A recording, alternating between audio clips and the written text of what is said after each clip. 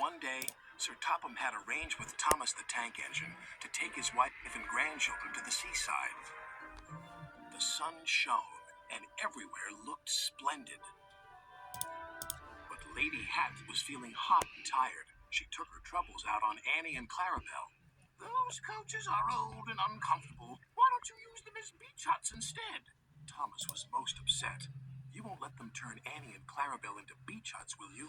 "Of course not, Thomas," replied his driver, "but I must admit they could be smartened up." The next day, Sir Topham Hatt used Percy to take his family to Harold's airfield.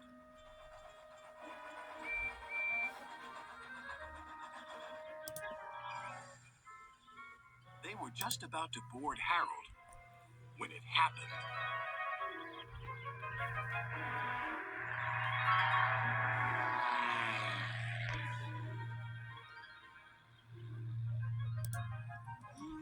"What was that?" cried Sir Topham Hatt. "That's Tiger Moth," grumbled Harold. "It's rude and flies much too low."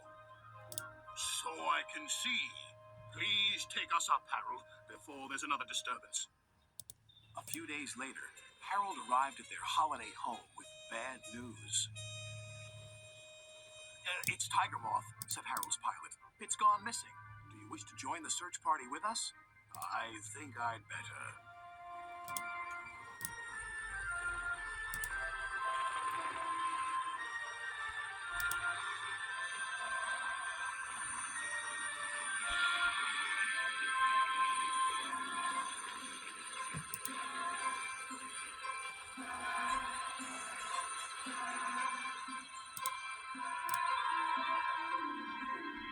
"There's Tiger Moth," called Sir Topham Hatt.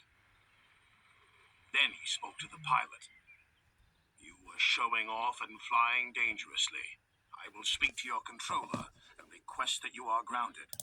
"Yes, sir," replied the pilot. "Now, if you'll excuse me, I shall return to my holiday." "Jolly good idea, sir."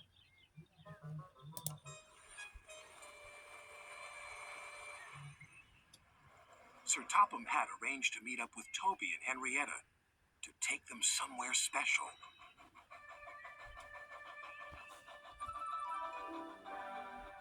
They arrived at a small river inlet. "What a beautiful boat!" exclaimed the children. "It's my special treat." Sir Topham Hatt took the helm with his wife beside him. "It's so nice to be away from the railway for once," he said to her. "And far cleaner," she replied. "But life on the river is very different from that on the rails."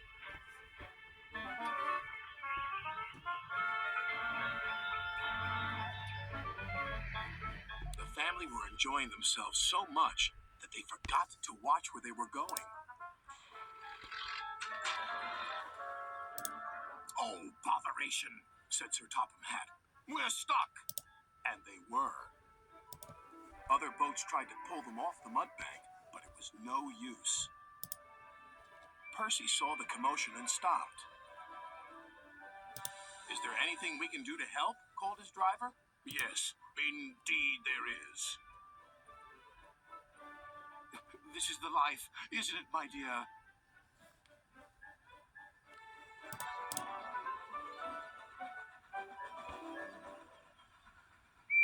Soon they arrived at a small station. There was Thomas with Annie and Clarabel, who were looking as smart as their new paint, inside and out.